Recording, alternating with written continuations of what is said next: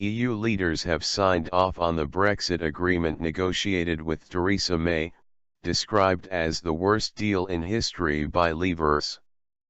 The Remain voting Prime Minister's deal with the European Union, if ratified by the British Parliament and European Parliament, could condemn the United Kingdom to perpetual purgatory or even no Brexit at all,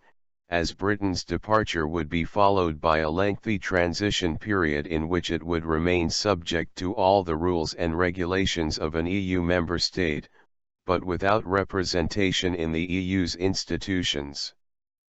European Commission President Jean-Claude Juncker, EU Chief Negotiator Michel Barnier,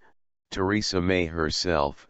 and EU leaders including Dutch Prime Minister Mark Rutte are all claiming the agreement is the only deal possible, a coded and likely coordinated warning to Brexiteer MPs in the House of Commons who have said they will vote it down and argued for a rapid renegotiation. The Prime Minister has tried to appeal directly to the public for support in a letter to the nation, which Breitbart has examined in detail here. The transition was originally envisaged as a period in which a new relationship between the United Kingdom and the European Union would be implemented, but this has not happened, and it will instead be used as an extended negotiating period. Controversially,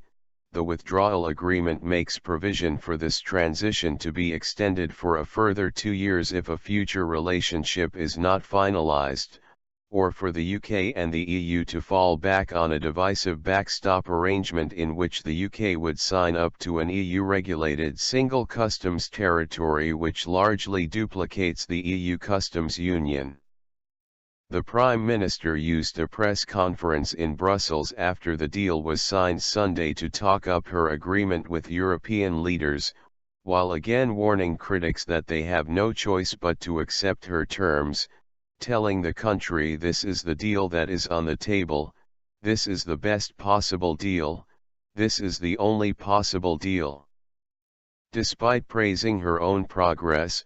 the Prime Minister conceded that in any negotiation you don't get what you want and have to be ready to compromise, picking up a common thread of criticism laid at her door that the number and level of concessions given to the European Union during negotiations well outweigh any positives.